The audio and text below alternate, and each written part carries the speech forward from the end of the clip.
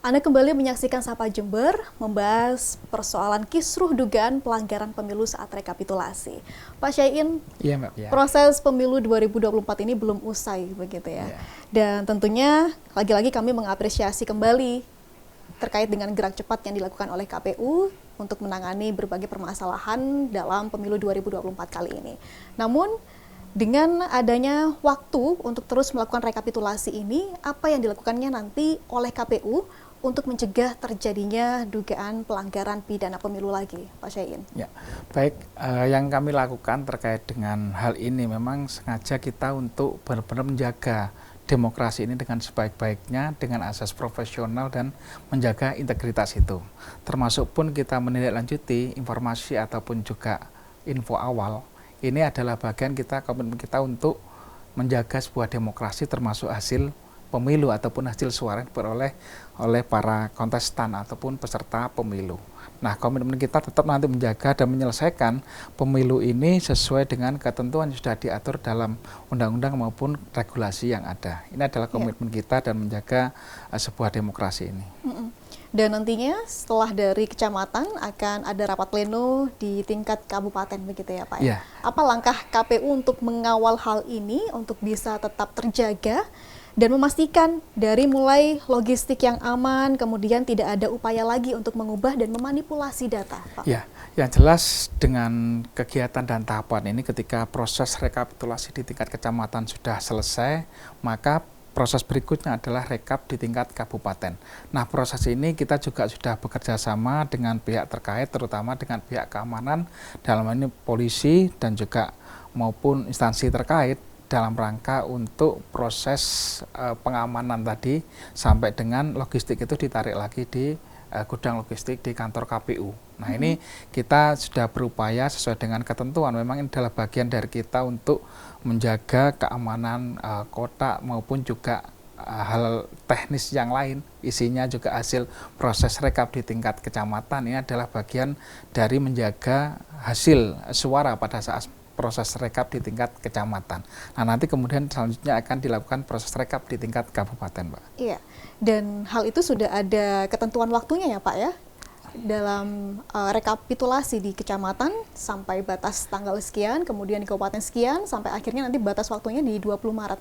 Ya. Di Jember sendiri sudah berapa kecamatan yang sudah rampung? Jadi untuk proses rekapitulasi sesuai dengan PKPU 5 tahun 2024 ini di sana dijelaskan untuk proses rekapitulasi di tingkat kecamatan ini adalah dimulai tanggal 16 Februari sampai dengan tanggal 2 Maret. Ini regulasinya. Tapi memang kita tidak mengambil dari awal 16 itu karena kita memahami teman-teman itu kan baru selesai 14 sampai 15. Jadi ada jeda waktu berapa hari untuk istirahat baru kita mulai lagi pada tanggal 18 Februari. Artinya masih dalam koridor waktu yang ditentukan oleh ketentuan PKPU itu mulainya adalah 16 sampai dengan nanti tanggal 2 Maret. Nah, ini memang ada beberapa kecamatan yang sudah rampung, sudah selesai, tinggal beberapa kecamatan sekitar 3 kecamatan yang belum selesai sampai hari ini dan ini juga masih dalam koridor waktu memang untuk proses rekapitulasi di tingkat kecamatan. Tapi kita berupaya untuk mendorong agar secepatnya meskipun oleh aturan masih diperbolehkan karena kita juga menjaga situasi kesehatan penyelenggara juga maupun proses rekap di tingkat kecamatan itu. Dan ini beberapa kecamatan yang belum selesai ini juga kita lakukan monitoring secara khusus agar mungkin kalaupun ada persoalan-persoalan segera kita bantu kalau misalkan mereka membutuhkan bantuan untuk penyelesaian permasalahan. Misalkan ada hal teknis yang mungkin perlu disinkronkan dan sebagainya agar sistem itu berjalan dengan baik. Nah, ini nanti akan kita sampaikan. Kalaupun nanti bisa selesai dengan dirinya sudah kita mengapresiasi dan kita melakukan backup dari belakang. Baik, berarti juga didorong untuk segera menyelesaikan begitu ya Pak. Namun apabila nantinya masyarakat juga menemukan dugaan pelanggaran pidana pemilu, apa yang bisa dilakukan oleh warga, Pak? Ya, jadi terkait dengan demokrasi ini kan milik kita semua. Jadi kita harus mengawasi bagaimana proses dan jalannya demokrasi ini. Kalaupun nanti ada sebuah pelanggaran atau ditemukan tidak sesuai, monggo nanti bisa langsung melapor ke kami, ke KPU ataupun juga ke Bawaslu.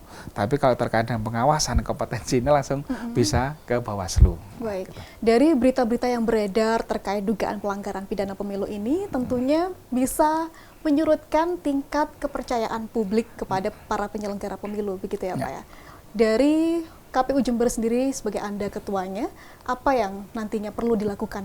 Ya, justru sebaliknya kita ketika ada info dan segera kita tindak lanjuti adalah menjadi bagian komitmen kami untuk bisa membuat trust yang baik kepada masyarakat, khususnya adalah peserta pemilu. Iya. Kenapa? Karena benar-benar nanti hasil suara itu juga sesuai dengan perolehan hasil mereka, tidak ada pengubahan dan sebagainya. Ini adalah bentuk komitmen kita. Kita tanggap terhadap info yang ada. Nah, ini kita ingin komitmen seperti itu sebenarnya, kalaupun ada persoalan-persoalan. Dan kami juga menegaskan juga sebenarnya ketika ada kasuistik seperti itu, jangan sekali-kali nanti untuk melakukan hal yang itu melanggar ataupun menjadi sebuah ketentuan yang di luar aturan. Kita sudah menegaskan jangan sampai seperti itu, karena itu adalah bagian kita untuk bekerja secara profesional dan juga integritas. Baik, Pak Syain, tentunya kita semua marah adanya dugaan pelanggaran pidana pemilu ini, karena tentunya masyarakat juga kecewa suara yang diberikan tidak dilakukan dengan baik dan juga mencederai demokrasi kita, begitu. Apa harapan dari Bapak Syain sebagai Ketua KPU Jember untuk masyarakat, utamanya menanggapi hal ini? Ya, baik, untuk masyarakat sebenarnya kami berupaya untuk menjaga suara yang sudah diberikan oleh masyarakat dengan selalu menjaga apa yang sudah diberikan pada saat di TPS. Bagaimana kita lakukan itu tadi? Kita berupaya menjaga kita, kalaupun ada info yang kurang sesuai ataupun itu di luar hasil yang diperoleh pada saat pemilu, maka kita segera tanggap, kita segera turun memastikan kebenaran itu. Nah, kalaupun itu sudah benar, maka kita kembalikan sesuai dengan perolehan hasil yang awal. Ini komitmen kita, makanya kemarin kita juga sempat turun langsung untuk memastikan kalaupun nanti sudah ada terjadi seperti itu, maka harus dikembalikan apa yang diperoleh oleh peserta pemilu, caleg yang sudah ada itu, dengan tidak melakukan perubahan yang tidak disyaratkan oleh ketentuan yang berlaku itu, Mbak. Baik, jadi masyarakat biar merasa bahwasanya sudah melakukan kewajibannya menyalurkan hak suara dan juga haknya mendapatkan hasil yang kredibel, begitu ya Pak Syain? Ya, tugas kami adalah menjaga tadi, kalau ada persoalan langsung kita cek kebenarannya, dan kalaupun ada perubahan kita kembalikan sesuai dengan perolehan hasil yang ada. Baik. Pak Syain, ini sebenarnya masih banyak pertanyaan yang ingin kami sampaikan, namun waktu membatasi. Terima kasih sudah berkenan hadir dan juga berbagi informasinya kepada kita semua. Selamat lanjut bertugas, begitu ya Pak ya. Terima kasih, dan saudara, tentunya mari kita menjaga gemuruh untuk tidak saling menggaduh, dan karena kekurangan terjadi di setiap liku, tinggal kita cari cara bagaimana untuk kawal pemilu agar terwujud demokrasi yang satu. Saya Pia Mediana pamit undur diri. Terima kasih atas kebersamaan Anda. Sampai jumpa di episode Sapa Jember berikutnya. Sampai jumpa.